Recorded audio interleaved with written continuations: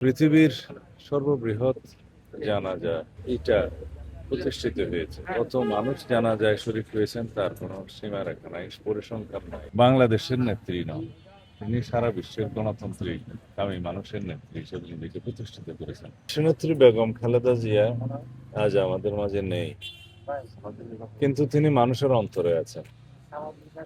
গণতন্ত্রের মা হিসেবে তিনি খেতাব পেয়েছেন, প্রতিষ্ঠিত হয়েছেন। তার জানাজায় যারা শরীক হয়েছেন, যারা ঢাকায় আসতে পারেননি, তারা গায়েবানা জানাজাতে শরীক হয়েছে। সারা পৃথিবীর মানুষ দেখেছে পৃথিবীর সর্ববৃহৎ জানাজা এটা প্রতিষ্ঠিত হয়েছে। কত মানুষ জানাজায় শরীক হয়েছেন তার কোনো সীমা রেখা নাই, পরিসংখ্যান নাই। ভবিষ্যতে হয়তো অনুমান নির্ভর একটা তথ্য দেয়া যেতে পারে।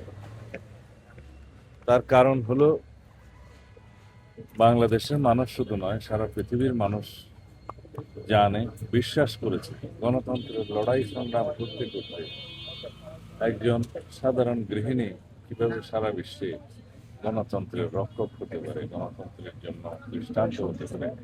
গণতন্ত্রের জন্য সংগ্রাম করতে করতে নিজের জীবন, সন্তান, পরিবার সবকিছুই তিনি ত্যাগ করেছেন।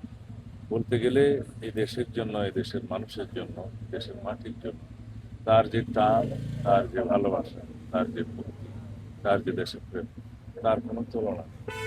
তিনি সবকিছুই হারিয়েছেন, কিন্তু অর্জন করেছেন যেই উচ্চতা, সেই উচ্চতায় পৃথিবীর বুকে খুব একটা বেশি মানুষের নাম লেখা নাই।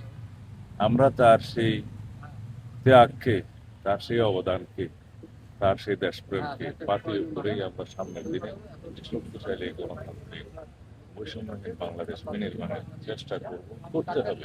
এটাই জাতির দাবি। আমরা তার জীবনের বিনিময়ে সেই শিক্ষাটা আমরা পেয়েছি।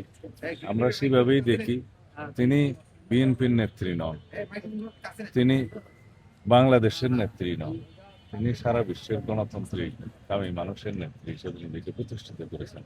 তিনি সব দল মতের ঊর্ধ্বে নিজেকে তুলতে পেরেছেন এবং এদেশের মানুষ, এদেশের সকলেই তাকে সেই মর্যাদায় আসীন করেছেন।